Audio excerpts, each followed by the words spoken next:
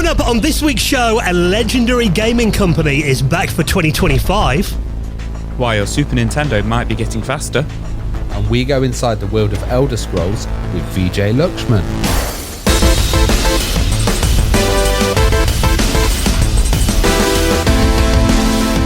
And the Retro Hour podcast is brought to you each and every Friday with our sponsor, our friends at Bitmap Books. Now, if you enjoyed this week's interview, if you're a big fan of your RPGs, have you seen their book, A Guide to Japanese role-playing games? Now, this covers one of the biggest genres around the world, from games like Dragon's Quest to Final Fantasy. Pokemon games are in here as well. Japanese Guide to Role-Playing Games covers the expansive history of JRPGs, starting on 8-bit micros and following them all the way up to the heavy hitters of the modern era, and weighing in at a massive 652 pages, their biggest book to date. You can check it out and the rest of their retro gaming collection at bitmapbooks.com.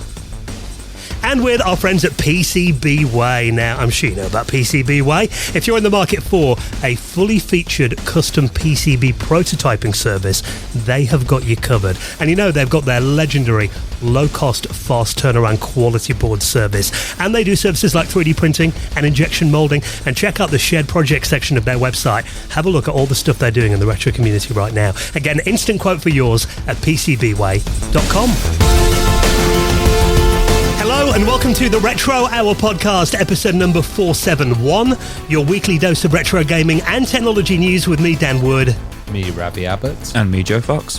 And great to have you joining us for the podcast that every single Friday brings you up to speed on what's been happening in the wonderful wide world of retro gaming and technology, and welcomes on veterans of the industry for a bit of a chat about their career and the games and the companies that they work for in the second half of the podcast. And we've got an amazing guest on the way in the second half of the show. As always, we'll tell you more about that in just a bit. But before we do that, we thought now that the weather is getting... well, it was getting slightly warmer at the weekend. I think we're back down to like -1 or something again tonight in the UK. But the warmer months are on the way, and that means more events are coming up. So the start of the events calendar for 2025. Quite a bit coming up, actually, for us over the next few months. Yeah, there's quite a lot going on around the world this year in retro, actually. It's really interesting to see. Locally, we've got NQ64 opening up in our city, and I know it's a great kind of arcade bar. Lots of people have seen it, and we're going to pop along to the launch as well. I'm really excited, actually, because, I get to play some Time Crisis and a bit of House of the Dead in my home city. That's in Nottingham, in the UK. So that's going to be, when's that open? End of the month? Yeah. And Joe's got something coming up in April? Yeah, I'm going to be at the Nottingham Video Games Market, which is going to be at the Harvey Haddon Centre on the 6th of April. So I'll be there. I'll be slinging some Super Nintendos and some Segas with my mate Jason. I love how Ravi said, there's lots of retro going around in the world, but we're staying in Nottingham. Yeah, 2 events in Nottingham. Well, I'm going to go a bit further afield, lads, because I'm actually planning a trip over to America to go to an event called VCF East. That's going to be in New Jersey. Yeah, I was going to say you went 4 or 5 years ago? Yeah, it's great. Vintage Computer Festival. And New Jersey, you're going to love it, Dan, on the Broadwalk. I'm sure you'll really enjoy it. Well, the missus is coming with me as well, so we're going to do a bit of time in New York as well to me, looking at the lineup of VCF East is getting me salivating, seeing these incredible talks and all the hardware. Didn't do quite the same for my missus, so I had to kind of tie in a bit of family time as well. But I mean... shopping for there'll be a fair bit of that, I'm sure. Love to go into New York and probably the Disney store. You'll be hitting up, no doubt. My wallet is going to get hammering when I'm out there, I'm sure. But I mean, really the big draw for me at VCFE, so I mean, for people that haven't been to that event before, it's like a 3-day event, isn't it? Like an entire weekend.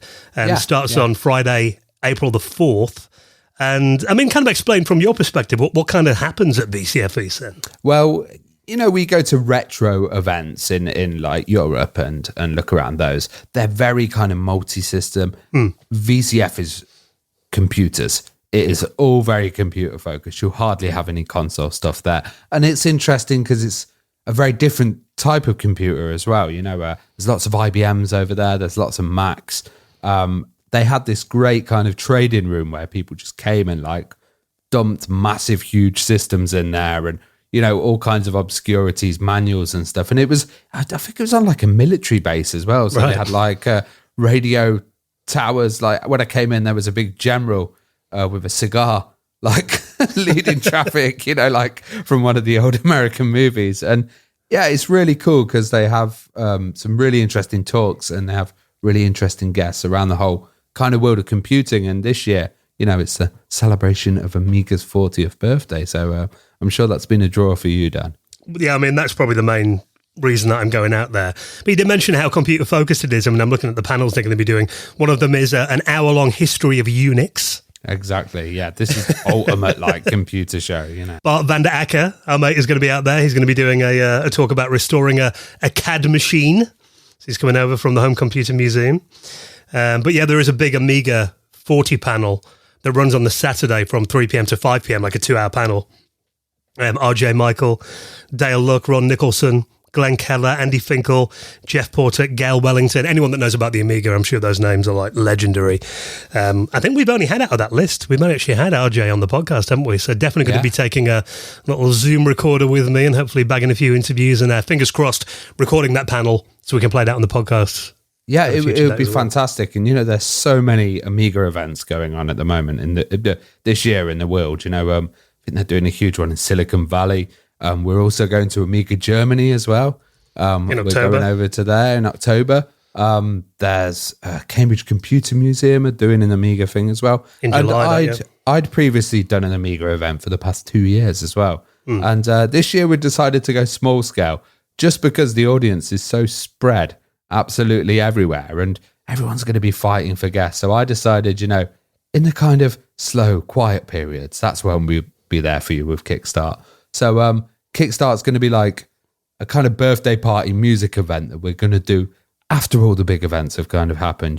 Just as we're approaching winter, we're going to have a music night, get some Amiga musicians, some world famous ones there as well. Celebrate the Amiga in the UK, have a little bash. But then next year, we're going to be coming back with a big show, 800 people, huge like it was before. And, Amiga shows in the UK, some of them only went on for 2 years and then they completely collapsed. I want to continue it longer than that. I want it to be sustainable. So, anybody that's been asking about it, keep an eye for the gig that's going to be coming up just after summer. And one Amiga nerd, shout out to Dan, who messaged me on Facebook the other day asking about it. He said, you've got to get up to at least Kickstart 3.0. Of course, Amiga fans will get that. You can't stop at 2. It will be 3.0 and then the next one will be 3.1. Nice. There you go. So, plenty of stuff going on. 3.2.4.5 or whatever. Those Amiga operating systems have some obscure numbers. So looking forward to another exciting summer of events. All starting later on this month. So if you're going to be at any of those, come along and say hi. So I did mention that we have a big guest on the podcast this week, and anyone that's a fan of games like Elder Scrolls or Crash Bandicoot and Spyro the Dragon, you're going to love this week's guest. Yes, so this is VJ Lakshman, and VJ's absolutely amazing because he's a co-creator of Elder Scrolls. So he was in Bethesda Softworks when it was the really early days, and it's very interesting because they were also developing lots of other titles at the time. Terminator 2090 as well, which was like a Terminator RPG. Very interestingly, there were titles coming out for the Amiga as well, and lots of multi-systems, PC and Mac, and of course Elder Scrolls Arena, which was one of the first undertakings. And VJ is a really interesting character because he's co-designed it, but he wrote so much. He said he wrote like 4 or 5 novels worth of storyline before they broke it down to what it actually became. And of course, with Ted Peterson working on there as well, it was an absolutely amazing title. Elder Scrolls is still going on today and absolutely huge. But then he moved on to do some other stuff as well. So, Crash Bandicoot is quite a big name out there. He did Crash Bash. He was a producer on there. And also the famous Spyro the Dragon. That's quite a varied game library he worked on there. It's like Elder Scrolls to Crash Bandicoot, And I think the whole thing that kind of runs through his work is also RPGs as well. So Lord of the Rings online as well. And then, Dungeons and Dragons later on. And he's a novel writer now. It's a really interesting interview because it is so varied and so many different companies there as well, with like Warner Brothers and Turbine Entertainment and all those movie licenses that they got. You mentioned about D&D because, many of the the people in the industry from that time, he started with Dungeons and Dragons. That was a main thing that kind of... We've had so many guests. That Trip Hawkins was the same, wasn't he? More British. D&D as their start, you know. Yeah, I mean, it was a foundation of so many people who later went to work in the video games industry. And that kind of thread goes through a lot of his career, doesn't it? And actually, he got to work on a D&D game as well. Yeah, in the mid-2000s. And when Elder Scrolls came out, you know, there were so many rivals at the time. You know, so it's really interesting to hear about it in that kind of context. Yeah, so really enjoyed this week's interview. By the way, we do a video version of the interviews as well for our patrons, which video version of this one. And we've done, 3 video versions now? So, we're getting used to it. What did we call it last week? A public beta? So if you want to join, yes, we try and figure out video for the podcast. If you'd like to check it out, available to all our patrons, you can join at theretrohour.com. Now, first half of the podcast, that's when we have a little chat about what's been happening in the world of retro from over the last week or so. And this story actually dates back a few weeks when there was an update to Call of Duty Black Ops 6. There was a bit of DLC that came out on... COD. I must admit, you guys know that I was quite a big COD player. Kind of gone off it a bit last couple of releases. It was on Game Pass, wasn't it, the latest one? I think I played it launch weekend. I haven't touched it since. Don't know about you, Joe. I've played one game of zombies. Yeah. On my own, may I add, as well. And that's the first time I've played COD since 2020. Yeah. I used to get it annually, and it was like, it's quite sad because I look at when I'm on Xbox Live, like, I've still got people on there that I used to play COD with all the time who like haven't been online for like 6 years or something next to the name. It's a bit, and you see it like, I remember those days. Playing Modern Warfare 2. But for those that are still playing COD, in Black Ops 6 Season 2, there is a map on there called Grind, which is a skate park map. And in the new version of that, some people spotted that there was an addition to it, which was a large TV screen up on the wall with a font that looks very familiar to fans of Tony Hawk's Pro Skater, a logo that looks quite like it, and it said March the 4th, 2025 on it. So that got a lot of people talking a couple of weeks ago. Does that mean that we're getting some more Tony Hawk's games? And it turns out this week it has been announced. It's coming in July. Yeah, so we're getting Tony Hawk's Pro Skater 3 and 4 remake on July 11th. Do you remember, like, the clutch that Tony Hawk's Pro Skater 1 and 2 remake had on, like, millennials? What, about 3-4 years ago when that came out? I was one of the millennials. I'd say same, but, like, everybody I spoke to, even, like, my barber, who he's a bit of a PC gamer. Funny enough, he plays the Elder Scroll games, but, like, he was obsessed with Pro Skater, like, 1 and 2, the remaster, remake, whatever you want to call it. But I don't know if 3 and 4 is going to have the same impact. Yeah, so I got the remasters of 1 and 2, and I must say they were absolutely fantastic. Like, out of the remasters that I've played, Jesus, they were good. Like, improved graphics, but still had the gameplay and, of course, the feel of it.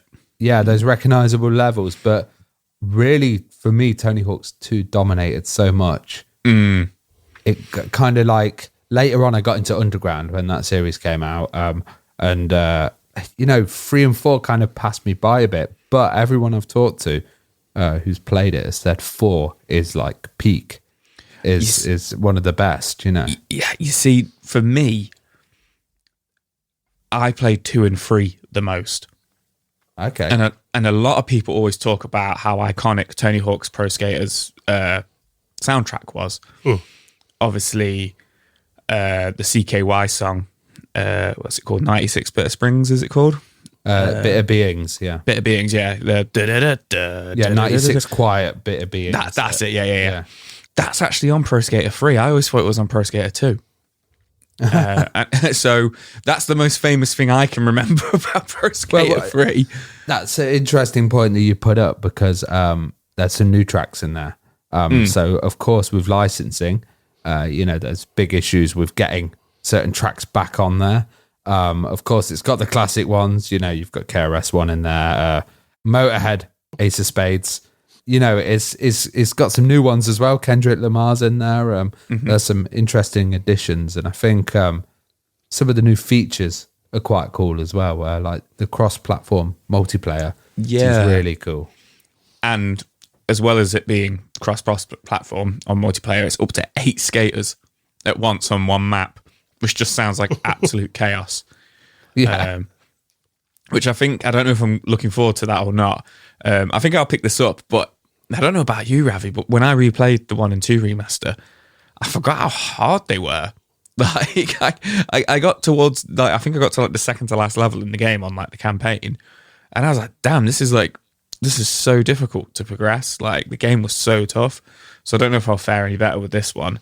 Yeah, I kind of got used to it again though. Like, but then I didn't play it on a console, so I played it on the PC with I had quite a good graphics card and stuff, so I ramped it all up then, and then I was streaming it on the Steam Link and had a controller like an Xbox One, and it was okay. But to be honest, Tony Hawk's, I always need to play it with a PlayStation controller, even though I never had like a later PlayStation. It just needs to be done on a DualShock, It's interesting you mentioned that because, often when they do these remakes or remasters, they often do kind of put some like modern quality of life improvements in there to make the controls a bit easier. So they didn't do that with the last one then? No, it was just the challenge of doing the tricks. It's a solid game, but also, I think for completionists, there's a lot more things you can do, a lot more things you can unlock as well. And people know those levels like the absolute back of their hand. It's very interesting to see that they've got a kind of collector's edition that has a whole skate deck. Signed by Tony Hawk's. Yeah, custom Tony Hawk skate deck. To be honest, there's probably millions of custom Tony Hawk skate decks around the world. But it comes with extra content as well. And it's Birdhouse, which is, the kind of brand that Tony Hawk's associated with being the Birdman. And they're going to be putting it out on physical, which is good to see. So now a lot of games are kind of going down the digital-only route recently. Yeah, I think I'm going to get this because I was such a 1 and 2 fan that they're like new games to me. I've hardly played them, and then playing them in this new way is going to be great. Have you guys seen, obviously in the original Tony Hawk games, famously they had a lot of hidden characters like Spider-Man and Wolverine and Darth Maul. Have you seen the hidden characters in this that they've already announced? It's Doomslayer. Oh, wow. From the modern Doom games. And the is it called the Revenant? Like one of the skeleton characters, enemies, which I thought was quite funny. I can't remember if there was a hidden character in the 1 and 2 remake, but I thought that was quite funny that they'd put Doomslayer. I remember the Jackass guys and CKY guys in Tony Hawk's Underground 2, I think it was. Yeah. It was actually 3 and 4 where like Bam Margera and all them. Oh, they were in that as well. Yeah, they were in 3 and 4 if I remember rightly. But I did see an article. I didn't read into it, but he isn't in these remakes, which doesn't surprise me with everything that's been going on with him over the last couple of years. Yeah, or it could just be a licensing thing. Who knows? like with the music, it could be some licensing. I think great to see it back. You guys were way more into it than I was, and I think my brother had like the demo on his PlayStation we used to play. We used to go out skating, and then you guys would play skating afterwards. Yeah. But I think, looking at the trailer, the graphics look gorgeous. Being able to play these games, just the fact that you can play them in 4K. I think it looks absolutely stunning. And pre-orders are open now. And actually, I'm often a bit kind of like, why would you ever like pre-order a digital game? I get that it downloads to your console and like launch, then you've got it waiting for you.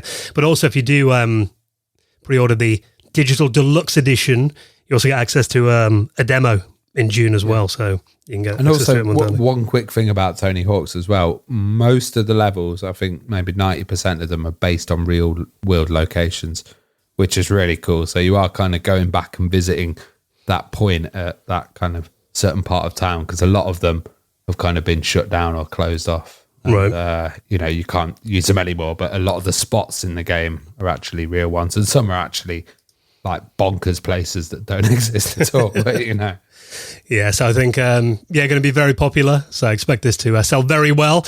Pre-orders, like I said, are open right now. Comes out in July. So if you want to check out the trailer, I'll link that in this week's show notes. Now, other big news, I did see a rather big update coming out from a previous guest on this podcast. That's Enrique from the Spectrum Next team. Now, he did like a massive update on their Kickstarter page a couple of weeks ago, or last week, talking about basically all the stuff that's been happening over the last few months, the start of 2025 on the Spectrum Next platform. Now, just kind of looking at, kind of skim reading some of this. This looks mad. There's actually a thing called SymOS that has been ported to the Spectrum Next, which is like... I knew the most interesting thing straight away would be the operating system for you, Dan. That's like... Well, I mean, are you looking at a screenshot of this or a video? I mean, it looks amazing. Do you not think the look of that just looks incredible? Yeah, I think that's great to see. Yeah, it looks a bit too Windowsy for me, but that's probably the icon style and the start menu that every OS kind of had. But this is from like Amstrad CPC, isn't it? Yeah, I mean, it started in, I think, 2006. It's on the MSX. Amstrad CPC's got a version of it as well. It's running on the Spectrum Next now as well. Fully multitasking windowed operating system, which I think is very cool. They've got a video of that demonstrated. A bunch of new games that have come out over the last few months as well. Some of them on physical that it kind of goes into. One thing I really like the look of as well is if you haven't tried this out, there is a really good Spectrum Next emulator by our friend Mike Daly called C-Spect. So if you haven't got the hardware, then this is available to run not only on your PC, but also the latest version, 3.0.1.0, now runs full speed on the Raspberry Pi 500. The Pi 500 is it's the latest version of the 400, the all-in-one keyboard unit that kind of looks a bit like a retro kind of Spectrum. So I think having that running full speed on there for free, if you want to get involved in the Spectrum Next scene, really good way of doing it. But the big news is, and this is the one that he kind of saved the big headline to the end of this article, said they didn't want to take away from all the amazing work the community's doing, but they are doing a third Kickstarter for the Spectrum Next. Which is nice because, there's all these clones out there, but of course having the Next with that iconic design and, everything that we've talked about with it, like the high quality of it. You've got one yourself, Dan. I'm sure you absolutely love it. It's a beautiful machine, I think. It's weird, though, because sometimes I feel almost like it's a bit of a museum piece because it's so gorgeous. I just want to keep it protected in the box rather than having it set up and exposed to the elements and the dust. You nerd. Yeah, which sounds really wrong. Keep it in a chamber. Yeah, because the packaging's gorgeous as well, and I like the experience of opening the box and seeing the keyboard all mint and pristine. So beautiful bit of kit. And obviously the last Kickstarter they did in 2020, it earned £1.8 million. So it was an absolute smash, one of the biggest retro computing Kickstarters ever. So, I mean, there have been a lot of people. It's been 5 years since the last Kickstarter. So they say they are basically planning the third one. 'Cause, I mean, a lot of them have been popping up on eBay and, people have been asking for like £700-800 for them. And a lot of people have got the second Kickstarter that then either, I get it because it's 5 years ago and it was quite heavily delayed because of COVID. Some people either just kind of lost interest or decided that they could double their money by selling them on eBay. So I think there's definitely demand for it. So I think really exciting to see that they're going to be doing a third installment of the Kickstarter and getting them into more people's hands. So we will keep an eye on that story. And if you want to read that big update, I'll link that in the show notes as well. Now, this story is really weird. I've seen this in a few places, and actually this is quite well timed because I was chatting on our Discord the other day. You guys know that I've got like an area of my house which is meant to be my work room where I record the podcast, and I do my day job in here as well. Definitely not a second gaming room. I told the missus when I got this room built, looking around me, I've got an Amiga 1200 next to me. I've now got a Mega Drive and a Mega CD set up, my Atari Jaguar, PlayStation 4's in here, Philips CDI, and my Super Nintendo, which I set up at the weekend as well, hooked up to a lovely CRT with a SCART switcher. So I'd say, maybe 51% of this room still dedicated to work. Slowly gathering around you machines and, distractions as well. Yes. So, but, I mean, one thing I didn't notice, because I had a bit of a blast of the SNES the other night. I played a bit of Another World, actually, at the weekend on the Super Nintendo. I didn't realise it was running any quicker than it used to, though. Because this headline, I've seen this in quite a few places, including the Metro, which is like a kind of a newspaper. I think it's still a physical paper, isn't it, the Metro? Always get it on a train normally or a bus. Yeah, it's still around. Well, they did a headline the other day saying the Super Nintendo console is running faster as it gets older, and nobody can figure out why. I've seen this floating about for like a week everywhere, and it comes from a Blue Sky thread from something called TASBot or TASBot, which is a tool for speed running. So I'm assuming it's the group behind TASBot who are, been, what do you call it? I'm guessing you don't call it tweeting on Blue Sky. What do you call it? Bluing? I don't know. Oh God, there was an awful term for it. Yeah, I can't remember it, but posting on Blue Sky. Skeets. That's what they're called. You're skeeting on Blue Sky. Skeeting, right? Weird. Well, yeah, I mean, like you said, Joe, this is a team on there who basically have been doing some benchmarks, and they've noticed something rather peculiar, that the Super Nintendo's DSP actually gets faster when the chip gets warm. So, I mean, there's a lot of stuff in here about, hertz and that kind of stuff and numbers that we won't go into. But, weirdly, it turns out that it's the audio. So, the audio chip on the Super Nintendo is actually speeding up as these systems get older. So this article, when I first saw it, I thought CPU, that's going to be weird if that speeds up as it's getting hotter, because as we know, like cooler CPUs, everyone's trying to get those. But audio kind of makes a bit of sense to me. So in the days of pirate radio and playing around with that stuff, the weather would massively affect where a kind of transmitter was on a frequency. So if it was colder, sometimes it can move down, sometimes it would move up.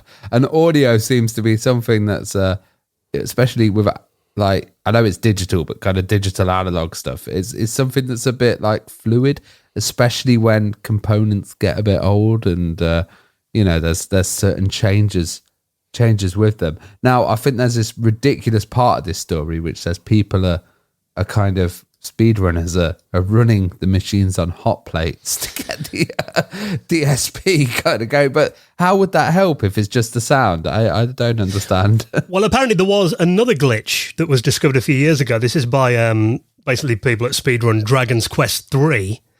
And they noticed that there is basically a glitch in the game that allows you to complete it quicker that only appears when the Super Nintendo is around 80 degrees Celsius. So the only way they can get that glitch to appear is by heating up the SNES. That's why they've been putting it on a hot plate. So, and that's so weird because everybody we've talked to, even when we had id Software on the podcast and they talked about, Doom and putting the... what was it? The Jaguar. The Atari Jaguar. In the fridge. Yeah, to cool it down because, that was getting too hot. But these guys seem to be going the opposite way. And, heating it up. And they're probably creating more problems and they're killing the hardware. Quicker. Yeah, definitely. Sure. But it's interesting, though. I mean, I think it is probably related to what you said. I imagine it's just aging components that maybe it's some fluctuation in voltages. Maybe, the voltage regulators are not working quite as well as they were. And they're kind of getting overdriven a bit. The example I can think of someone heating something up was when people got the red ring of death and they were trying to reflow the solder or kind of get that fixed by wrapping an Xbox in a towel or putting it in the oven. That was an old move.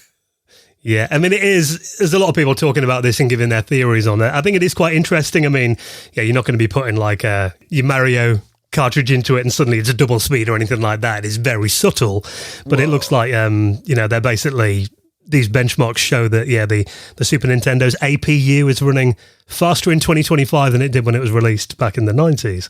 So, quite an interesting curiosity, but I think, some people have also said that it could mean that these systems are kind of getting towards the end of their life, maybe, edging closer to death. That's not meant to last that long can start to do weird things.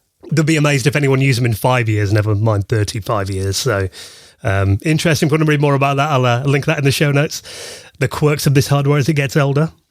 Now, this was quite exciting to see. if you remember the logo before games like Turok back in the day and South Park and Shadow Man and Burnout. And I remember seeing it in front of, so many games on my Amiga as well back then. You remember the Acclaim logo, Acclaim Software, that kind of very angular font with the kind of rainbow jagged line underneath it as well. That kind of turning up at the start of a game was always an exciting moment. And Acclaim Software, I mean, they haven't been around for a couple of years. They vanished more than 2 decades ago. But the big news is almost a similar kind of story to what we covered with Argonaut Software. At the start of the year, Alex Joseph has actually brought back the Acclaim name. They're back in business and apparently going to be rekindling some of their classic titles and working with indie studios. I don't have many of my retro games out anymore since having my daughter. They're all stored up in the attic and stuff.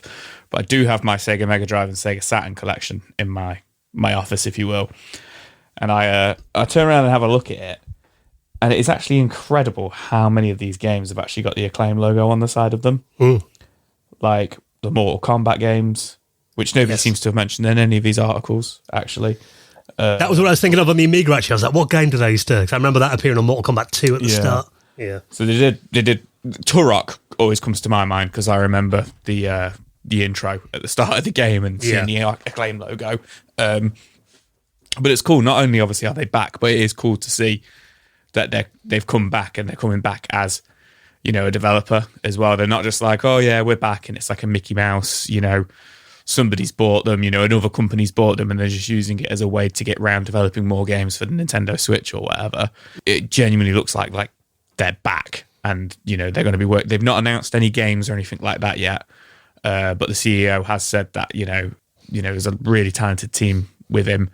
And they are here to be, launching new games. And, I don't know if that's going to be brand new games or if it's going to be remasters, remakes, etc.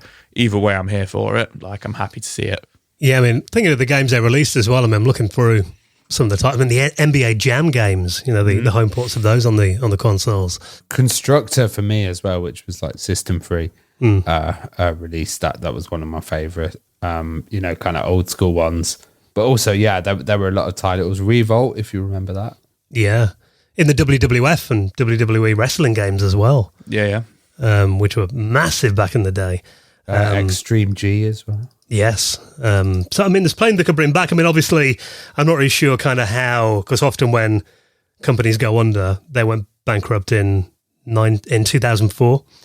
And then I'm not really sure kind of what happens to, I imagine there's quite a few other companies that kind of took parts of the company away, kind of people almost like vultures come along and cherry pick at the IPs and stuff as well. So whether they managed to get the rights to all of that back again, I'm not sure. But I think if they can bring some of those classic franchises back, then that will be incredible. I think just even seeing the Acclaim logo at the start of a game on your Switch is going to bring back so much nostalgia, isn't it? So very exciting to see them back. And I think it just, the fact that in 2025 we've already got Argonaut and Acclaim back again just seems like a really exciting time for these industry veterans to make a return. So looking forward to seeing what they're doing. And obviously when the time is right, I think it will be nice if we reach out to these guys and maybe find out what they're doing when they're up and running properly again. So we look forward to seeing more from Acclaim in coming months. Now, this is a headline that shocked quite a few people. I noticed on my social media timelines over the last week or so that don't want to make you feel too old, lads, but that we are now 2 decades away from the launch of the legendary Sony PlayStation 3. That is insane. Honestly, I still think of it as a modern console that I haven't touched that yet. I can't afford one. It's weird though, because I've got a PS3 original, the Fat, as I believe they call it. Just feels still like a premium bit of hardware. That kind of nice glossy case, and there's a kind of touch sensitive buttons and having a Blu-ray drive in there as well. Does it feel a bit wrong to be talking about it at the retro hour? Even though it's 2 decades, it's it's a weird thing. Yeah, it does. But I mean, in terms of, the tech industry, 20 years is a hell of a long time. You think when the PS3 was launched 20 years before that was still, the Commodore 64 and the Spectrum was still new. So that kind of puts it into perspective. Well, the big news is that this week, it's not too exciting when you drill into it, but I think the fact that this has happened has surprised quite a few people, that Sony pushed out an update for the PlayStation 3 last week. I think you've hit the nail on the head there. Loads of people are talking about this. And like, oh my God, there's been an update for the PS3. And straight away I was like, didn't they shut all the marketplace and everything down for the PS3? Like, what's going on? And then when you read what it's for, it is very, very boring. But I think it's more just an oddity to see that Sony even thought of this. But in the same respect, like, I can also see why they thought of it. So it's an update for the Blu-ray player for an encryption key. It's like which has a really interesting story. Actually, I know you guys are saying it's boring, but so when HD DVD came out and Blu-ray, there was a famous cracker called Arnie Zami, and basically he broke the processing key, which was like the way to decrypt Blu-ray. Was that the one that was on dig.com? Yeah, pretty much straight away. Which is coming back. And he did HD DVD, so it came out as like this great, massive, oh, no one's going to be able to pirate it, and then straight away this guy just broke it. And then once it was broke, it was cracked again and again and again and again. And I think part of this is, they still don't want Blu-rays to be pirated and put on it. And Sony has a stake in Blu-ray, obviously, because it was like developed through the Blu-ray BD consortium with Sony on board. So this update is probably because they're trying to like protect that really small market of people that are playing cracked pirated Blu-ray, copied pirated Blu-rays on their PS3s, and they're still bothered about that. Weird. Maybe they're like really a bit burned or butthurt after it got cracked so early on. You know what? It's funny because I was talking to a mate of mine. He was downloading some movies from probably somewhere he shouldn't, and he said to me, he goes, do you need a VPN to do that anymore? Do they not care now? And I was like, I've not heard of anyone getting an ISP letter for a while. Streaming is making so much money through movies nowadays that kind of movie piracy is a very small thing, I think. But obviously Sony still care. So this is update 4.9.2, which is out right now. Anything else to it, Joe, then, or is that about it? That's it, really. That is literally it. It's, an encryption key. I thought it would... There's me thinking, Sony think like, people are still using the PS3. Some people are still using it as a Blu-ray player in bedrooms and stuff, so we better update it. And then Ravi's like, nah, it's just to make sure people aren't pirating. And I think, like, if they really cared about the Blu-ray, they'd lock off the homebrew stuff. If they really cared about, games, selling on it and stuff. That is something that I did see. And I was reading a thread on Reddit about this the other day, and they said now it means the current jailbreaks don't work. Okay. So, yeah. Which I'm sure they will find a way around that. There'll be some kind of mod to get through it and some kind of exploit. But, turning that off as well also makes me think then if they have done that, maybe they do care a bit about games. Who knows? Like, it does seem to be Blu-ray, though, as a primary. But I guess that can apply to games as well. Then. I've got a feeling the fact that it kind of cancels out the jailbreak, or that doesn't work, it's just because it's a new version, so they haven't jailbroken it yet. It's just the fact that you're updating it. Yeah, so I mean... And they'll probably break Blu-ray if anyone could be bothered, it's I think just the novelty though of turning on your PS3 and seeing an update on the in 2025. Not another update. Yeah. The last one was about a year ago, so they did do one in 2024 as well, apparently, for a similar reason, although apparently that was to improve system performance. No further details. So there you go. Sony are still in some way supporting the PS3 though, which is cool to see. So if you want to read more about that, I'll put that, and of course all the rest of the stories, you don't have to Google around. I'll save you the job every week by putting them in the show notes on your podcast app, or you can click straight through to the links on our website, theretrohour.com. Also the same place if you want to join our wonderful patrons community as well, which we did mention we do a hangout every month for the patrons. Which is really good fun. It's great to chat to everyone on there, and also we occasionally get a patron on the show as well, which is good. Sometimes getting them to guest and actually appear on the show. And we also have, some extra bonuses, which is like an ad-free episode. We also have the After Hours podcast and the RSS feed. So what you can do is, if you're a patron, you can sign up and you can get all of these ad-free apps and also all the After Hours podcasts just in one huge RSS feed and have it straight on your podcast player. Yeah, we do an extra 10, 15 minutes of news stories in every episode as well, just for the patrons. A few of those coming up for you in a second if you are on the Patreon. So really good time to join us and support the podcast. Keep the lights on. Make sure we can keep going throughout the rest of 2025. And of course, if you'd like to join our public beta and check out the video versions of the podcast, which we're hoping to put out to everyone eventually. But right now, we're loving the feedback that we're getting from our patrons. So all the details to sign up are on the website, theretrohour.com. All right, well, thank you for checking out the news this week. More for you on next Friday's podcast, and next going inside the world of Elder Scrolls, Bethesda Softworks, Crash Bash, Spyro the Dragon, and lots more as well with our special guest, VJ Lakshman. He's on the way next on the Retro Hour podcast.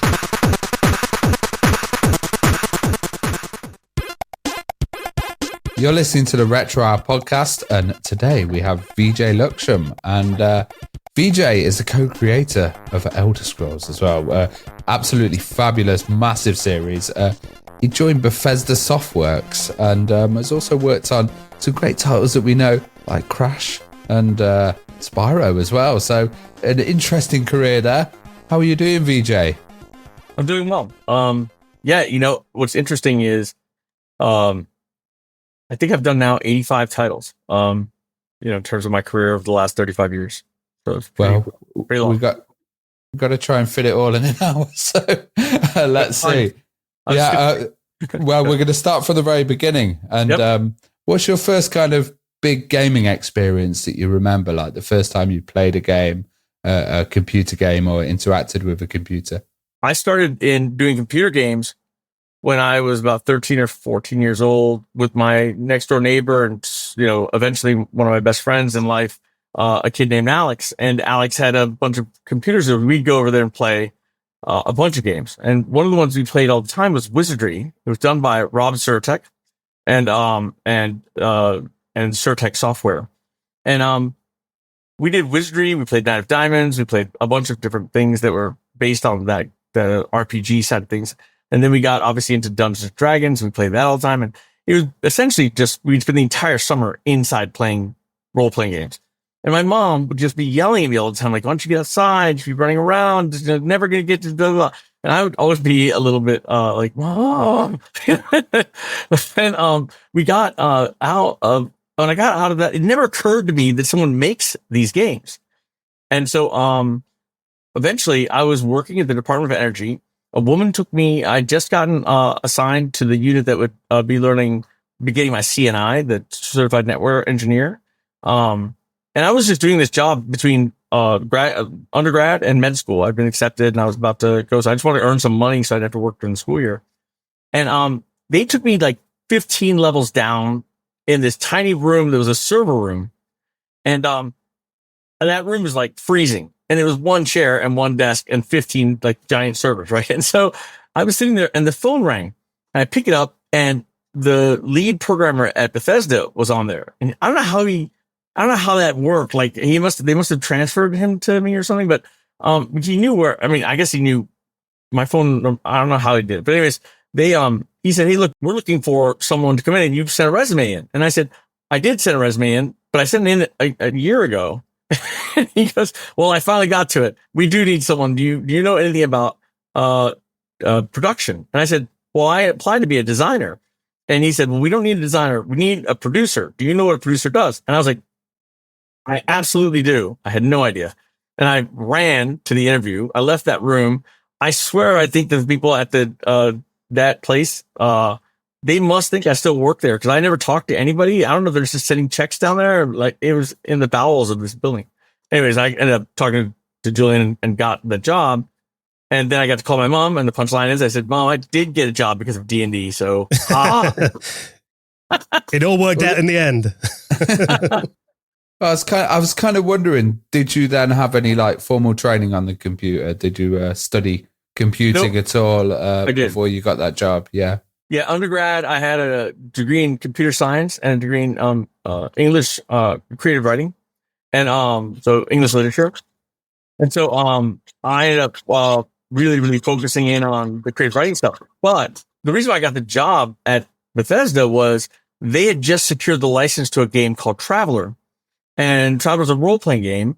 And Julian was complaining that no one knew the rule sets to Traveler. They didn't know anything. It just so happened that I have a really good memory of things I read. And I knew, like, by page number where different rules, because I knew Traveler really well. I played it the whole summer prior. And, you know, so when I started quoting him rules and he was checking it in the Traveler handbook, you know, and I was right, he was like, dude, we have to have you for this job. What was the company like then back then as well? The kind of size of it and what was the culture like? It was awesome. I mean, look, I don't know. I had nothing to compare it to at the time, right? I had just my first job out. And it was probably, I would say, 12 people, of which 6 were in production. And all the rest were, it was like Chris Weaver, Constance Gachowski, all back office and leadership, right? They had some marketing people, a couple of interns. And then the team that actually did the development, we were in a townhouse outside of Bethesda Softworks. And we worked in this like 6-room townhouse where there was an upstairs place, you know, for me and Julian and one other guy. And then downstairs, the basement, were 2 more programmers that did all the ports to like the Amiga and to the other things. And that time they were doing Sword of Sodan and they were doing Wayne Gretzky hockey and also Earl Weaver baseball, I think. I'm not sure. No, so it was really neat. Really small, really fun. I got the chance to work on every aspect of development, from the blue sky conversations to the like planning and then scheduling, then to the creating the gold master. So then going to like alpha, beta, gold master, and then going down into the warehouse and helping with shipping and packing, literally shrink wrapping boxes. Bethesda was literally like doing everything from start to finish. So I got a really good education on how to go about making a game through the entire pipeline. We mentioned then about those different platforms, you know, PC, Mac, Amiga was big at that time as well. And what was it like developing for multiple systems then? And was that the primary focus, making sure that the, you know, obviously the quality control, they've got to be as good as each platform will allow? What was that kind of like? I don't think Bethesda was really focused on quality control. I think they were really focused on staying in business. Right. I mean, every dollar counted at that time. You know, people were needed to be paid. And my hats go off to Chris Weaver and Constance for doing a great job and keeping the company afloat. They did a lot of wheeling and dealing. When I joined Bethesda, the head of marketing was a guy named Chris Mate. Chris was from Microprose, and he knew his stuff too. So we had a couple people at the top that knew the business and the industry. And then the rest of us essentially were learning and doing whatever job needed to get done. I think that's really the way to put it. Oh, in terms of the ports. So back in that day, like the main team, like if there were 8 people in production, if you count me as a producer and there's probably a assistant, the programmers were the main core, 6 of them, right? 5 or 6 of them. So like Julian and the like 3 programmers would handle all the mainline stuff that was happening, like for the main SKU. And then Randy and another guy, I can't remember his name now, but they would do like the Amiga port or something else. They just get the thing, you know, they would do the ports. So it was a pretty smooth sailing operation, unless you pull boneheaded moves like I did. Like one time I sent for Terminator, I sent discs 1, 2, 3. We had 7 discs, floppy discs on 5.25-inch floppy discs. I sent to StarPack for duplication 1, 2, 3, 5, 6, 7. I didn't put this 4 in. They copied 98,000 copies of it. I thought I was going to get fired. In fact, one of the programmers, Randy, was like, "Fire him! He's the producer." That's why I didn't like. But Chris laughed and said, "Look, we're going. You know, we'll figure this out. He's a learning mistake. He'll never make that mistake again." I never have. Well, you mentioned Terminator there, and that's an absolutely huge franchise as well. What was it like when you guys kind of got Terminator, but also, obviously, what was the research like and kind of, you know, creating the game concept? I will tell you, the reason I'm not a doctor today is because of that license. Because I had finished my first game for the summer, had been NCAA Road to the Final Four. And I had calculated in my head that I needed X dollars before the school started, like a job that paid X dollars, right? And what Bethesda offered me was a slightly higher than that amount. And so I went into Chris Weaver and I said, look, I'll take X dollars, which is a reduction in the salary because I don't need all that because I didn't plan on staying. I said, and I did this purely because I just wanted something to brag about at school. I said, I want my title to be executive producer. And so he said, sure, great. Here, like, and I think it was like the salary then it was 23,000 or something. And I accepted like 20, right, to do that. But because my title was executive producer on the first game I did, and then when we started doing, it did reasonably well. Terminator came in, and now I was the executive producer on Terminator. And by the end of Terminator, I was supposed to go back to school. But Terminator did really well. It did 98 in PC Gamer, and it was a runner-up or maybe even got Game of the Year. So I got all these accolades as the executive producer, and just, like stuff just started flowing my way. And I was like, well, I'm not going to go to med school during this. So I started calling and deferring my enrollment every year. And then finally, my sister, who was two and a half years behind me, she got accepted to med school. We waited till then to tell my dad that I was not actually in med school. He thought I had gone, and right. one of those nights when she's like, you are no longer my favorite. You are my favorite. Well, after that, I mean, the Terminator 2029, which in 1992 felt a million years away, now feels scarily close, was a very unique game as well. I mean, first-person shooter. Tell us a bit about the design of that game then, and how did you make it stand out compared to other console titles that were around at the time? If we're talking about the first-person shooter with the WASD controlling, right, and had single press 90-degree turns, it was just precursoring before Doom came out.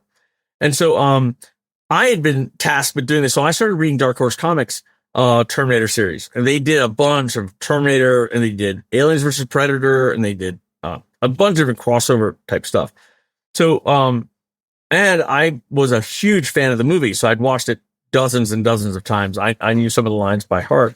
And so I designed this whole world where I said, well, what would happen if like they had found that time portal thing? And then at first you don't get to jump to time jumping. That's the big jump, right? You have some intermediate things that happen, right? Maybe robotics that they found were adaptable to human beings and things like that. So I designed this idea that there could be an exoskeleton suit that they found that could have been intended to act like a Borg, like they would just lump onto you and then make a human into a Terminator.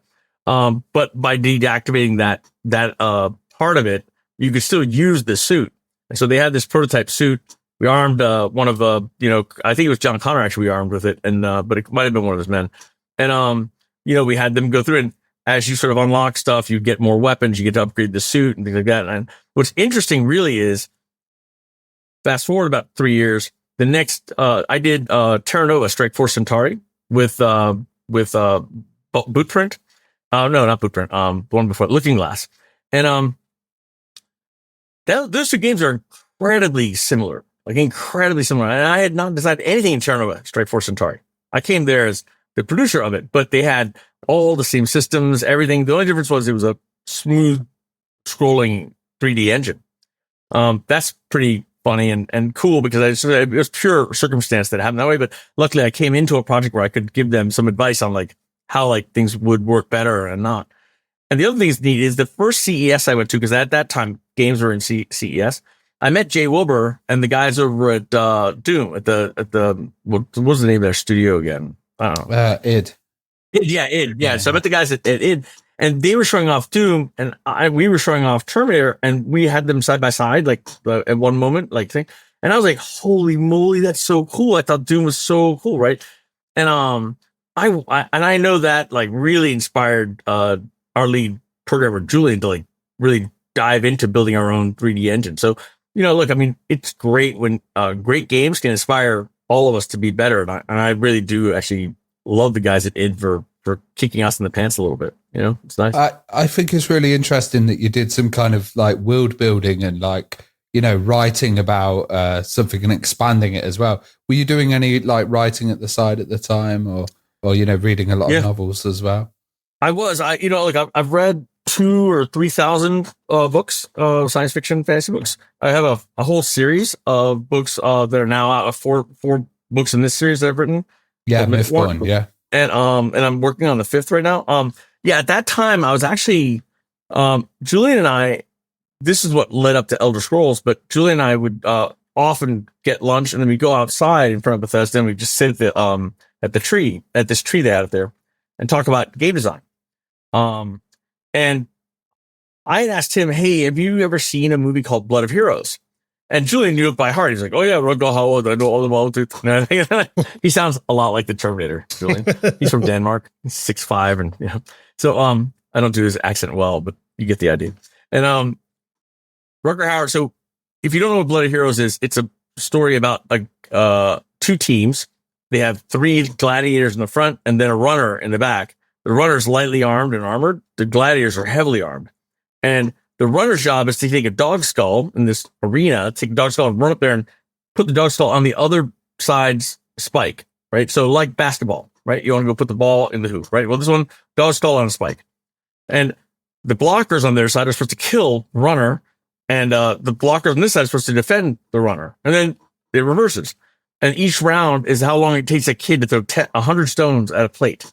Like, so when he's done throwing the stone to the plate, the round ends and you take your dead off the field, you replace them with some people and blah, blah, and then, you keep going.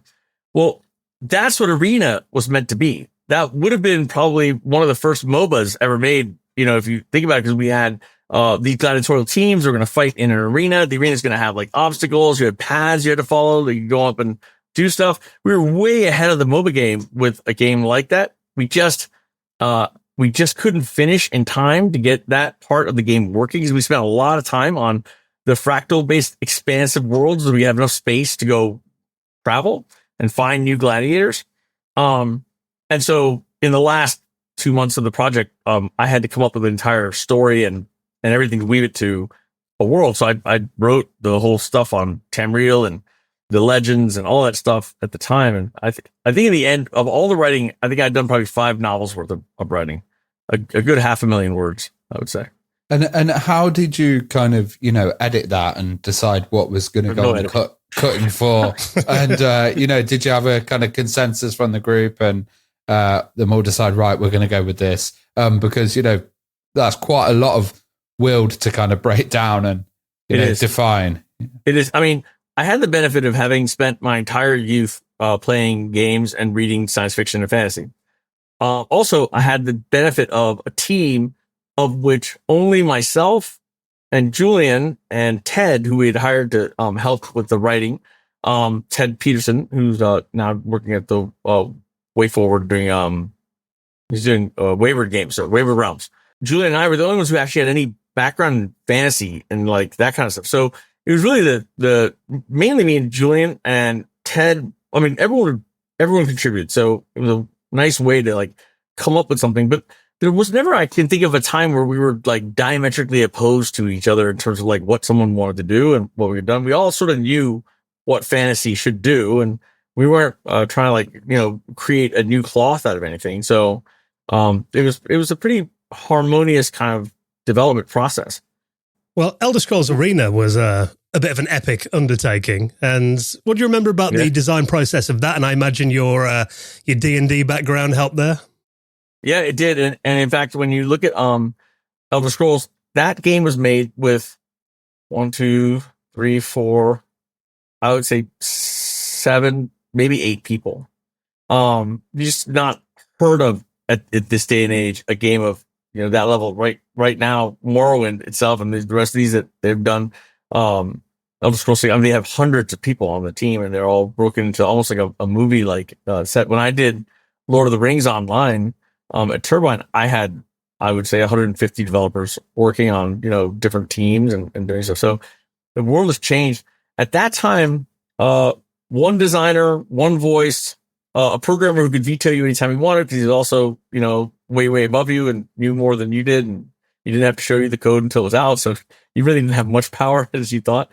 And and so we got along just fine because I trusted Julian to do the right thing, and he was smart enough in terms of like the things he had read and so that he deferred a lot to the things he knew he didn't know. Like he didn't like commercialization of products. That's so interesting because that's all games are commercialization of a product and the monetization loops. He didn't want to do any of that, right? So he knew that wasn't his lane, so he wouldn't get in it. Which is really interesting, it was really interesting as well that they had a procedural generation implemented into the game. And do you think that really added to the like longevity of it and why it kind of became so popular? Well, okay, so you knowing only what the public only knowing what they know, they would be right if they said it's not useful. Why did you do that? You could have saved months not doing that.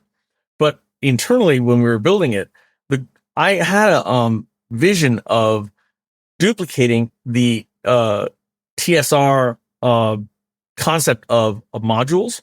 So in D&D, you have the base rule book and all those things, and then every week or month, new adventures would come out, like the Lair of the Storm Giants, or the Morn Ravenloft, or something like that. And like you'd go buy that thing, you'd go home, and then you'd make the characters for that adventure, and then you'd all play that adventure, that chapter, right? So my goal was to have Elder Scrolls, that world, Tamriel, take all the content I had made, and then those would be modules that we build. So the next one in the series was going to be Mournhold, which is the equivalent of Ravenloft. And then we had another one that had to do with giants, and we had another one that had to do with a lot of different areas. Werewolves, I remember, was one. Vampires was one. And so when we decided to do that, we realized that we needed to build a world that if you wanted to, you could go buy the module, you go and play it. And then when you're done, you could reseed the world. It would repopulate the world, change the map a little bit, and leave you more adventure to do, because you could replay each level, and you could play it and change the difficulty of the remapping of the world so that you could have more monster areas in some areas, things like that. But when we ran out of time and realized Elder Scrolls Arena was made in 13 months. So that's nothing from development. I mean, it's almost half the time that it takes now to make a AAA RPG. So now it takes 26 months. So, and we were told to convert our arena-based gladiatorial fighting game at month 9. So we had 9, 10, and 11 to change it, because 12 and 13 were testing, right? And so it was a lot of late nights. Was it tough to get that balance correct? With different abilities, but also having that procedural generation, making sure it didn't go out askew too much. I can't say that we had the bandwidth to test all the different permutations of what the world could be, but we were less concerned with that. What I decided to do when I realized we didn't have time to do a full testing of the system was to create the Spellmaker and the other one for the weapons maker, right? The weapon maker and Spellmaker. That I know now games do a lot of that, but in better ways. But at the time, none of the Ultima series, none of the stuff that we were sort of competing against at the time had ever come up with the ability to create customized spells that did a certain amount of damage, had special effect, that all tied it together into a thing. So Julian and I designed that. I did that so that if there was an error in the way in which we had balanced things, they could use the Spellmaker to fix it. They could go, oh, that spell is not strong enough. I can up the power a little bit, right? And that way it gave the players a little bit of agency over some of our potentially dumb decisions. You just not have time to do what you got to do. So I didn't want the players to be stuck because of our mistake, And that actually turned to be a cool feature. So what was it like working with Ted Peterson as well? Because Ted ended up, working on a lot of the series and yes. and really far to the kind of Morrowind stuff later on. He's doing a lot of quest design as well. And what was it like with Ted? He's awesome. He was great. I mean, I loved it. He, we made every person who came in to get that job to work, alongside me on the design. We had them doing stories. We'd have them write a short story, and then we'd read it and see if it was entertaining or not, right? And I recall that Ted wrote something that was really quite hysterically funny. And he went on to work on The Simpsons, the Any River software, and that kind of stuff. He's an excellent, incredible writer. So I was very thankful to have him, because I can do writing, but I can also do statistics and math because of my comp sci background. And Ted didn't have the comp sci side, but he had a better writing side. And so we sort of divvied the work up, and we're able to accomplish a lot because we just, worked to our strengths. So I thought it was awesome. I think it was great. Great. Still funny guy. Great guy. Well, when Elder Scrolls Arena came out, I mean, 1994, that was quite a competitive time for RPG games. You mentioned Ultima, that was still going strong. Wizardry 7, I think, was out around then, a couple of years earlier. Might and Magic was still going. Betrayal at Krondor. I mean, how did you kind of make sure that the game stood out compared to the other RPGs that were on the market at the time and had a difference? Yeah, I would look at the time zone map for what time it was everywhere in the world. And then because I would go to all these conferences, I had the business card of anyone who was like a lead on those games. And I would call them at 3 a.m. and then I'd hang up. That way I knew they'd get not good sleep and we'd be better. I'm kidding. That would have been funny if I done that. That's a good tactic though, yeah. No. I think that the thing is that it's not like, the truth is when there's a ton of competition out there, that competition is really only limited by the amount of marketing dollars you have to keep the game in front of people. Because given no constraints, every player would play every RPG that was launched that year. Like they would just play them all. Like there wasn't like they only had no space for this many RPGs. So in the end, like if you had a good game, and we did, and if you had like good ideas and a good world and it had a good basis and the team cared, you would have people who would put you in the queue of things they wanted to play, and then they would play them. So what was nice was we could justify extending our marketing spend because the game kept selling, right? And that made a lot of sense. But I know that people have had a situation where they can't necessarily do that anymore because budgets are limited, and now you're spending not tens of thousands, but tens of millions. So very, very different world in which they're doing marketing. What's it kind of like looking back at that world, when you've got Elder Scrolls like coming out now and quite a modern fan base for it as well, and the series still continuing when other series has kind of dropped off? I can take credit for the thing I did do, which was build that world and the world lore. But in all honesty, Ted and the people that came after me, at that time, Todd Howard was an intern, and he used to work alongside us too. Those guys, they get the credit for what they took, my original book and what they made with it, which was, awesome, huge. Kind of molded it and refined it. And And they got I love that they put the right people on, that they got the right people, that they were able to spend that money and do the right thing. My hats go off to Bethesda and, Vlatko and all the people who are in management there, and Robert Altman, and all that stuff that happened. And, they're the testament to their strength and to the strength of the story I built is that they got bought by Microsoft for $9.7 billion, something. So it's crazy. That's, amazing. Yeah, I'm very proud of that. Well, you worked on some other huge projects at Bethesda as well. Wayne Gretzky Hockey was another title that you worked on, and you ended up at Vivendi Universal. So what was the story with you leaving Bethesda and ending up at Vivendi then? What happened? My value kept going up. By the time I'd been at Bethesda for 5 years when I left, and by that time, my dad is a doctor. I was making more than him, considerably more. And so, and the offers were piling up, and I was like, I want to go try something else. I had never intended to be at Bethesda my whole life. In fact, I intended to be in med school long before that, right?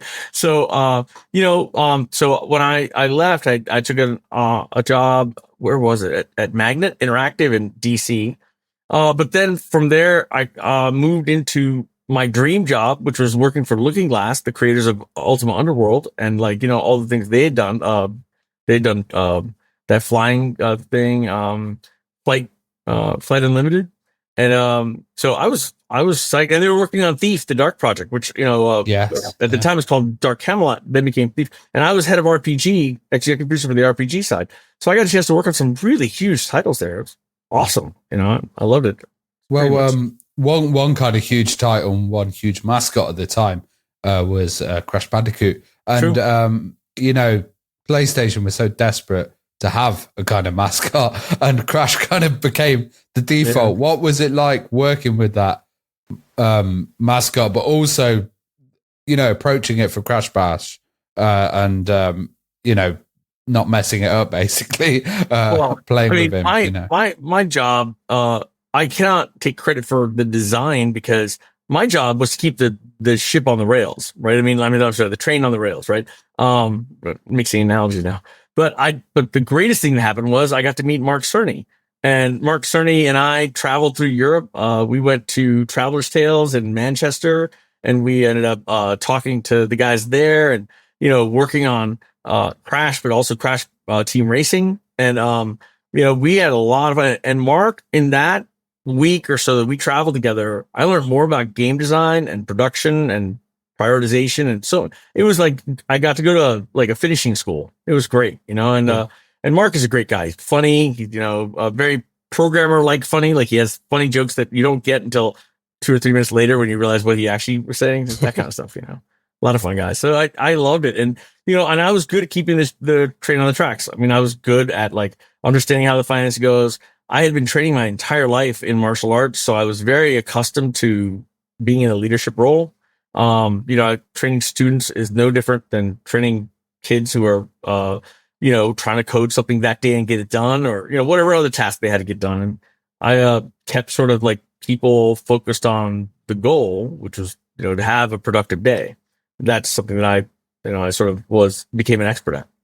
So yeah, Rev, you mentioned Crash Bash as well. I mean, that was a really fun concept. Did you think there was a gap in the market for that kind of competitive gameplay for PlayStation fans? Yeah, I mean, I think actually Mark and I think it was Daniel Suarez. It might have been also Ricky Ricavina, but the guys, the producers who worked for me alongside Mark, they'd been doing a lot of brainstorming and throwing things back and forth, and so did the developer. The developer would come up with a bunch of things. Traveler's Tales had a bunch of ideas, and we also got a chance to work with Insomniac Studios on Spyro. So Ted, Princeton, all those guys, they were great guys, right? And you learn from these giants of that day. Now they're Hall of Famer type people, right? And so I thought it was great that at that time, and this is something I really love about the games industry, there's always going to be a little bit of competitive, I don't want you to see what I'm doing kind of thing. But in general, everyone wants everyone else in their position to win. So, we sit around, we don't come up with ways to shackle the game or to shackle a person to a loser. We're pretty quick at coming in and going, hey, that is never going to work. I've done it this, and this. It's not going to work. Do it this way instead. That kind of stuff is really great. I like that kind of camaraderie that comes there. Well, it's interesting because we're in a world where we can kind of add Bluetooth controllers and pair them quickly. Back then, you needed a multi-tap for controller support. I wonder, was that anything you guys ever discussed and kind of considered, because it might have limited it slightly, with the amount of players that you get on? My one failing as a producer, I think, is that I'm very blue sky in general. And, typically you find a producer is nuts and bolts and really down there, putting things in. But as a blue sky person, I could talk to the team and say, hey, do you guys ever think of this or think of that? And 9 times out of 10, it would go nowhere. But they would basically tell me, shut up. We're never going to get done if we listen to you. But 1 out of 10, you get a game where I suggest something and it becomes monster play in Lord of the Rings, where you can jump to the body of a monster in the PvP zone and have legal PvP with players who don't normally do PvP, because now it's a monster controlled by a human against the player. And the player gets better yeeps, better equipment, better drops, all that. Those kinds of ideas, I'm happy that if they're only 1 out of 10, great. It's still a great idea to go in and get into the thing. So I didn't stop what I was doing. But you are right about one thing. The amount of the amount of technical limitations I think of that we don't have to think about anymore, it's unbelievable. I mean, I used to, feel like I was poking myself in the eye because I love working with drones. Have you ever flown drones? Yeah. So in the early days of flying drones, it was a lot like the early days of doing games. If you didn't have something jury rigged, all kinds of places to make it work, how do you get it done? And now they have goggles that connect to the thing technically you see you're flying in the drone. I mean, yeah, I'm jealous of them. I'm jealous of the East, but I learned a lot, Well, you did mention Spyro the Dragon, which was released in 1998. And I know Insomniac before that had made an FPS game called Disruptor, which got a lot of praise, but actually sold pretty poorly. And obviously Spyro is a completely different game. I mean, do you remember when you first heard about Spyro the Dragon and heard the concept, and what did you think of it? The honest truth is, when I got to Universal, I saw the Spyro, the producer in charge of Spyro at the time was a guy named Ricky. And Ricky is a insanely talented designer and producer. And, but he, like me, is very blue sky. So like, he's thinking all the time. And, Spyro, I have to admit, I am not a big platform game player. The idea of trying to jump from one platform to another and nail it is not my idea of a fun game. But I love the dragon. I just loved the way the dragon looked, the way it moved, the stuff it did. It was very compelling. So I knew right away they were going to have a secondary mascot, or at least a equivalent mascot to Crash. Right. And they did. I'm just surprised they didn't do a duo team between the two, work together, or maybe they did, but I never saw it. But I thought it was brilliant. And Ricky embodied Spyro. He knew everything of every game that we've done. He's a very, very talented guy. So, I love that, he was able to keep, Insomniac engaged. And after them, we had other studios working on it. He did a great job of keeping them all sort of on track. It was kind of a unique challenge because you had the GameCube and the PS2 development kind of going on at the same time. What was it like, having that balance, and also with Nintendo and their whole kind of approval process as well compared to the PlayStation? In terms of brand management and licensing, we had very adept people dealing with that. I had to deal with it with the Tolkien estate on Lord of the Rings. We had to do with Crash Bandicoot. We had to do with Sony and Spyro. There was a lot of but the cool thing was our boss, Jim Wilson, who is insanely talented. The guy is I learned so much from him. I worked my longest time was at Universal. I was there for 10 years, which is like 50 years in dog years, right? I mean, it's like, you're like there, you can get, most people get burned out very quickly at a studio because there's so much going on. Jim's had incredible foresight, and he made it very important for us to have great relationships with our counterparts at Sony, at Microsoft, at wherever, right? And as a result, our producers were on a first name basis with their producers. We talk all the time, and so it was actually less difficult than you would think to manage all that. The hard part was the approvals process. You had to have a good relationship with your third party approval team, because they're going to take it through Nintendo's lot checks, and there are different tests there, and Sony's going to do its test, and Nintendo's going to do their test. Microsoft. I sort of emulated Jim and had my producers always know who their third party rep was, take them out. Luckily in LA, a lot of these guys are, not that far away. You can go just get together with them. And so I made it mandatory that they did. They, take them to lunch and talk to them, tell them that, what you're trying to do, and have a relationship with them, because they're not terrible people. They just don't like to be surprised, Well, one thing, thinking of Spyro the Dragon, I think it was Spyro 3 that had a pretty legendary anti-piracy system in there, where if it was a copied version of the game, it would gradually get slower and slower.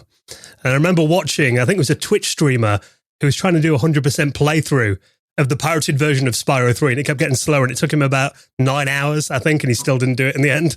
Do you remember much about that? And was piracy a big problem on the PlayStation?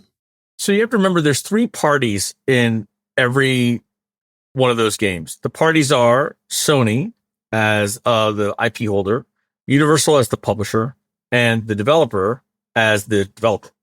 And so a lot of times when things would happen that were technical, it would be up to us to figure out what the answer should be and the developer to implement it. Or it would be Sony saying we're being infringed upon, and then they would go to the developer and have something fixed. In the particular case of this, as I recall, Mark Cerny was very much involved in the whole process. So I didn't have to be very upfront and center in that. And I suspect that if it's slowing the game down, it sounds very much like the kind of code Mark would write, the kind of solution you come up with, because he's a genius that also has a quirky sense of humor. So I can't say for sure that he did it, but I would attribute it to him. If someone had, put a gun to my head, I'd say, he probably put that in. It's a good idea, though. Yeah. Yeah, it is. It's a great idea. Well, you ended up moving to Warner Bros. Turbine Entertainment as well. What was it like moving there with that kind of movie connection as well, and the licensing that they had? It's amazing to go from a movie studio company, and I actually negotiated with Tolkien Estate to buy back all the rights. Universal had Lord of the Rings. I'm sorry, World of Warcraft, and they wanted to like pursue. They had 2 MMOs going on at that time. I was working on Lord of the Rings and Online, Shadows of Angmar, and Lord of the Rings Online and World of Warcraft were taking up a lot of the budget, right, that Universal would have. They're both big projects, and so I had gone to Universal and said, "Look, if I can negotiate Tolkien Estate, because there's a $7 million licensing fee coming up," and I said, "If I can negotiate and I pay it out of our side, can I take the license and I'll go to Turbine?" And we had talked the whole thing through, and they gave me the blessing to do it, pending that I could get Tolkien State to agree. I went to Tolkien, talked to them about it, convinced them it'd be better for them because they would no longer have a Universal like third party in there. It would just be straight to Turbine. Basically, nothing would change for them. It'd be me. They'd still be talking to me, but it would be now at Turbine. And so then I left with the license and all the rights to Turbine. And obviously, Jeff at Turbine is a brilliant attorney. He basically sort of concocted how this could all work the right way, and when he needed to, he'd step in and nudge, and it went really, really well. And the biggest change for me was going from a place where it's natural, but like I came up as an internal development studio. Bethesda Softworks, Looking Glass, Magnet, all those were internal studios. Then I went to Bootprint, which was in Texas. Then I went to and I want to say this, and FASA in Chicago, right? These are all internal studios, not publishers. And so I had a lot of background in doing internal publishing. Then I went to Universal. Universal is they're an external publisher in the sense that all my producers they were captains of external developers, right? So they would come in and they would basically be the equivalent of the CEO to the CEO, right? They were that level with the CEO of that company, and I was above them. So I would only get involved if they needed someone to push hard in some direction. Yeah, I guess the difference as well was that it was an online MMO as well, compared to previous RPGs. And also there was a lot of rivalry out at the time from other MMOs. How did you help kind of define Lord of the Rings? I think the people outside thought of it as a rivalry, but you got to remember that Mike Morheim over at World of Warcraft and I were already friends. I still talk to him today. And then, Chris Dill, who was my CTO at Turbine and became the CTO for Unreal, he actually was a groomsman in my wedding at the time. So, we all are close. The community is close, regardless of what the companies might posture themselves as.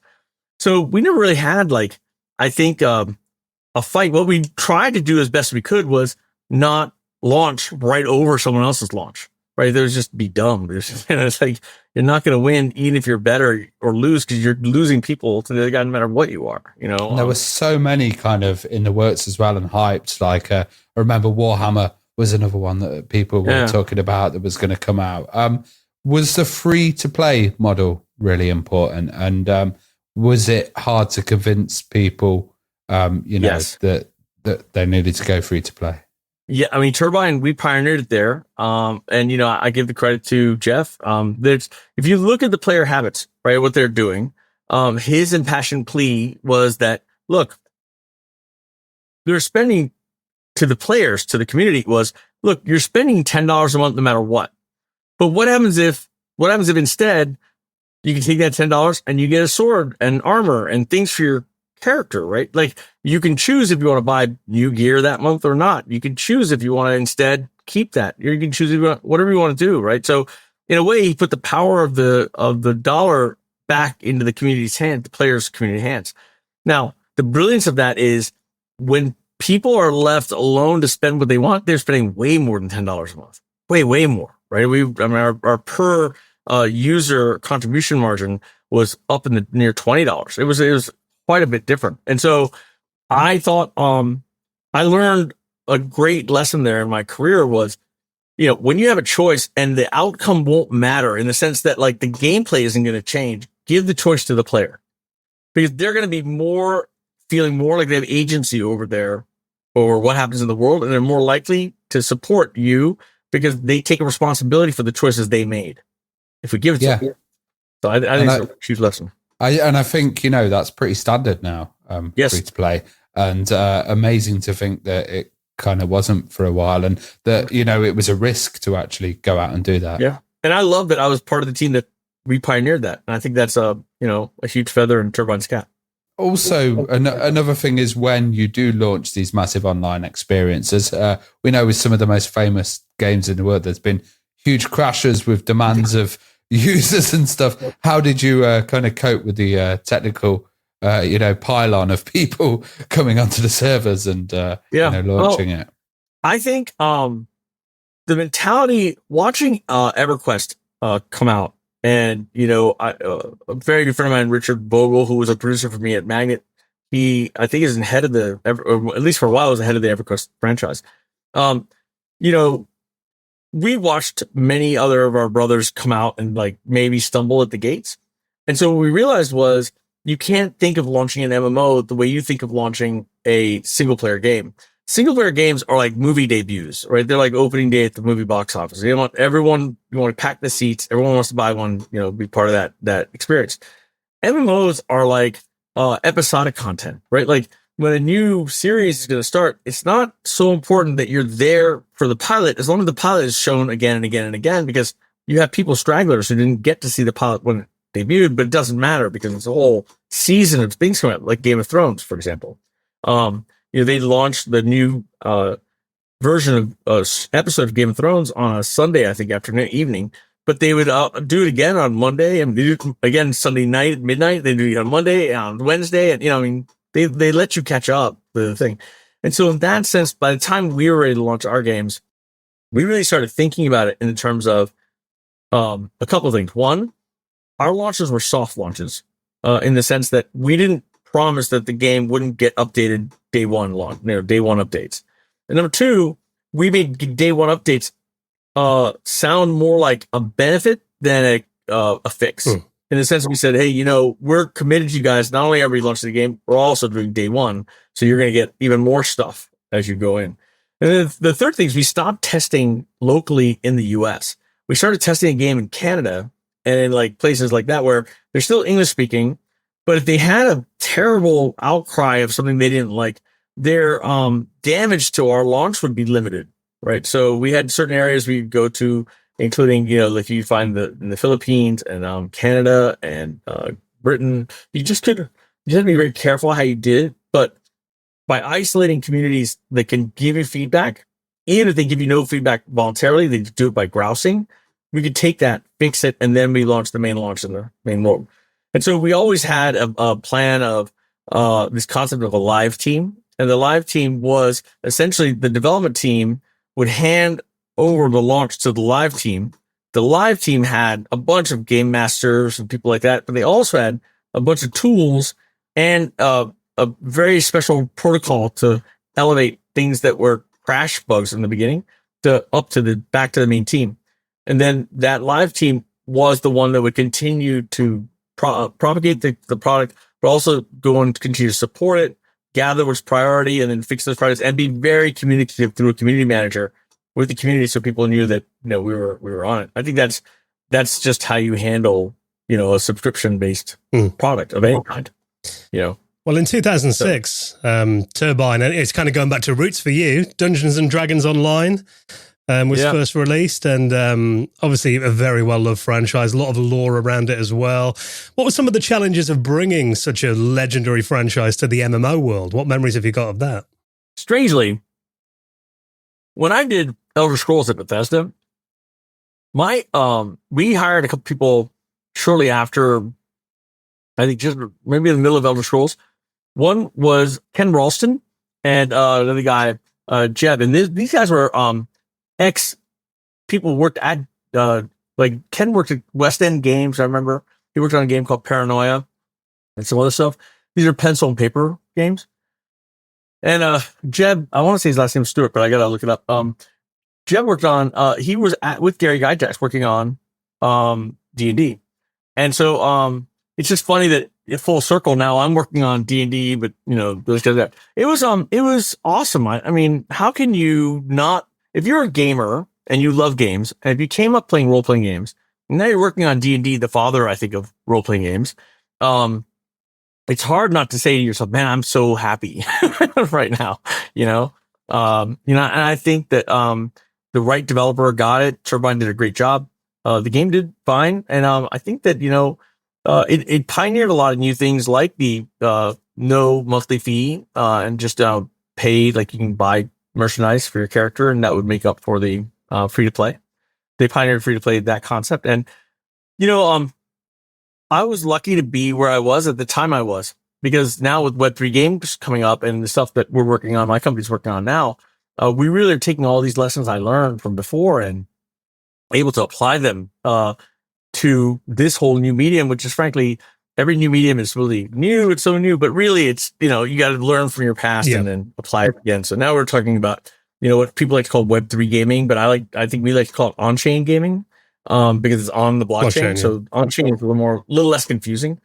And I'm excited because our company, Andromeda, .gg, and Andromeda is actually like Andromeda, but without a DA at the end, it's a TA. So meta is at the end of the thing. It's Andromeda.gg. And we're, raising money and well on our way, I think, to being a huge publisher for this space, this on-chain space. We'll definitely go into what you're doing at the moment, because you're working on some really interesting and worthwhile projects there. Just before we do that, I mean, you touched on it at the start of the interview that, you've written some books. So tell us about your Mythborn novels then. What's kind of the background on those, and how do people get hold of them then if they want to read them? So you go to Amazon and type in Mythborn, Mythborn, Mythborn. Everyone has seen Lord of the Rings, and that Saruman, that scene when he's in the tower and he's looking at the orcs killing all the trees. I suddenly asked myself one day, I was like, what does he do when that scene ends?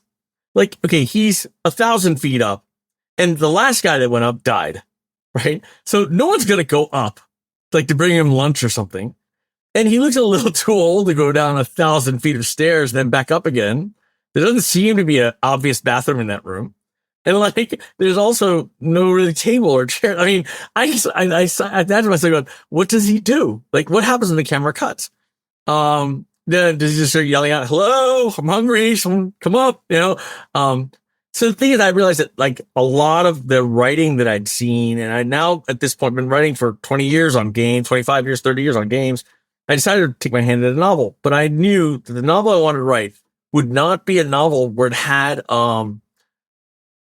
cookie cutter heroes, right? Or they wouldn't be black or white. They wouldn't be good or bad, right? Everyone, my father told me this once when I was trying to understand why my girlfriend at the time was doing something. And he was so good with my mom, how he handled that relationship, that I would give him for advice. And he said, he's like, Vijay, you need to remember that everybody's a hero in their own story, right? And so when you think that, Darth Vader is a hero in his own story, right? Everyone is. Even the most vile person you can think of, they're doing something because they have a vision of a better world, but they do what they do. And the only movie I've seen capture that, frankly, is Firefly, right? Where the wonderful actor, I can't pronounce his name, but he's the agent running after them, the African gentleman who he works with a sword. And he says, we're monsters to these people in this world. And Mal, the leader, he says, well, where's a place for you in this world like that? He goes, oh, I don't expect to live there. We're not, he's just not even made for that. I thought that was so well done. So my story, Mythborn, is about a kid who is an assassin, trained to be an assassin, and he does missions with his instructor. They're often sent out. A gate to a demon world opens up, and his power is ability to kill magic, to stop magic temporarily. And his master, without his knowledge, his master has been told to take him to that gate on this next mission and kill him there at the gate. I won the Bechdel Award, which is writing women with agency and purpose. You can test for Bechdel if you can take a woman character in a scene and you can replace her with a lamp. If you do that, you cannot win the Best Still Award, right? Because a lot of women are written in as placeholders, like they're just objects, right? And, and so it doesn't make any sense to write something like that. So I wrote all the women in my book like the women I had been raised by, which was my grandmother and my mother and my sister. And they are not pushover lamps. They'll kill you.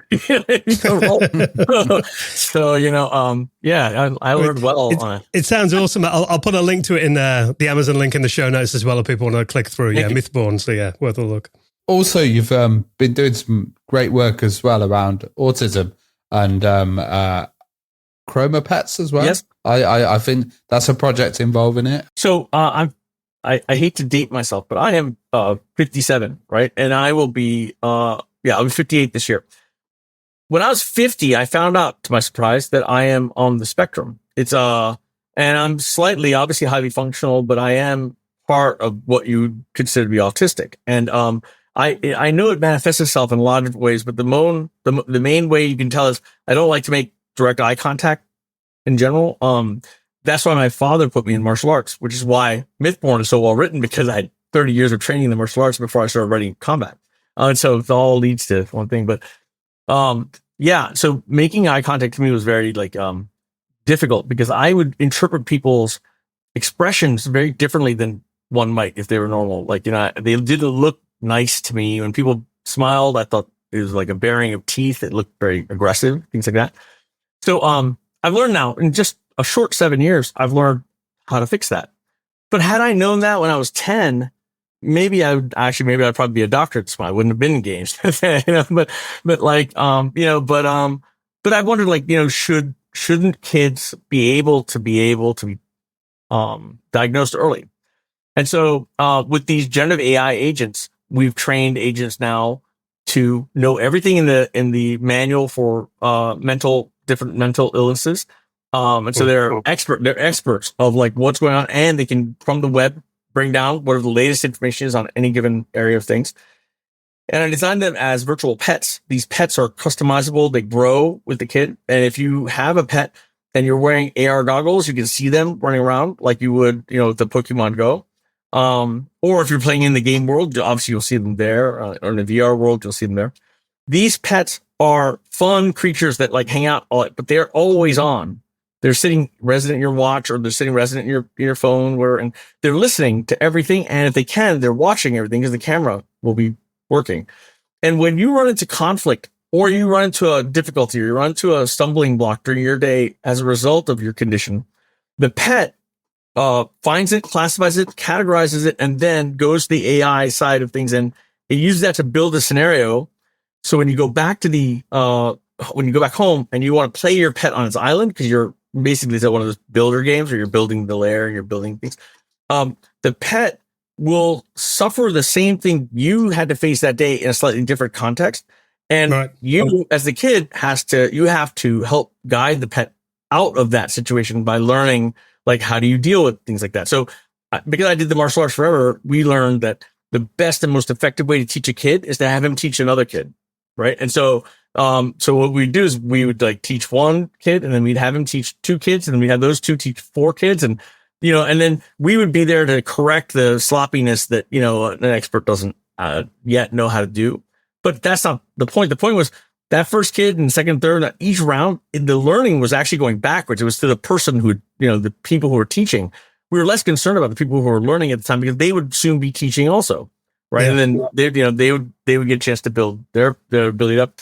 And also, when you're 6 or 7, it's not like you're going to be killing someone with your cakes and stuff. It's still in the movies. So, it sounds a great medium to teach kids those skills, though. I think, that's really clever. Yeah. I think it breeds empathy. Your pet's suffering. You learn about group dynamics. You're watching what's going on. You can hear what they say. It may be couched in a way that reminds you of what you had heard that day, but not exactly. It's not a recording, because it's an AI they can mimic. And by solving the problem, you'll remember it next time you face it. How did you get through it? So that is called chroma pets. And, chroma is the spectrum. I had thought of the spectrum of light. So the chroma pets are the spectrum of autism and whatever other things, including ADHD and other things that people suffer. The biggest thing I have to figure out right now is with FDA approvals and, that kind of stuff. I don't want the 6 to 10 years it might take to get it through that system. Yeah. So, we might launch it and not claim that it is going to fix autism, but instead that it's a great confidence builder or a great, way to learn, skills that are necessary, for kids. And in fact, we may not even, label it as for kids on the spectrum, but for anyone who wants to learn how to manage conflict resolution and things like that. That way we don't make any claims that are medically based and we can get it out to people sooner. Yeah. I think the parents would appreciate that. I don't think look, the kid's not going to get better doing nothing. So no, it sounds really, absolutely, like I said, very worthwhile. Chroma Pets, and people want to keep an eye out for that.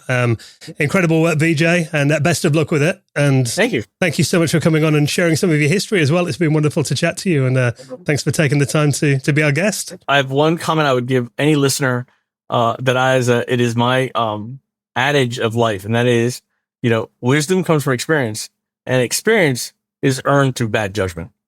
And so believe me when I say I am a very wise person, because I don't think there's a mistake I have not made when it comes to my career and my life. But I am so thankful for the opportunities to have made those mistakes and to learn from them. So, be present, bring your A game. That's the way that life is. That's the way you bring success. Be present, bring your A game.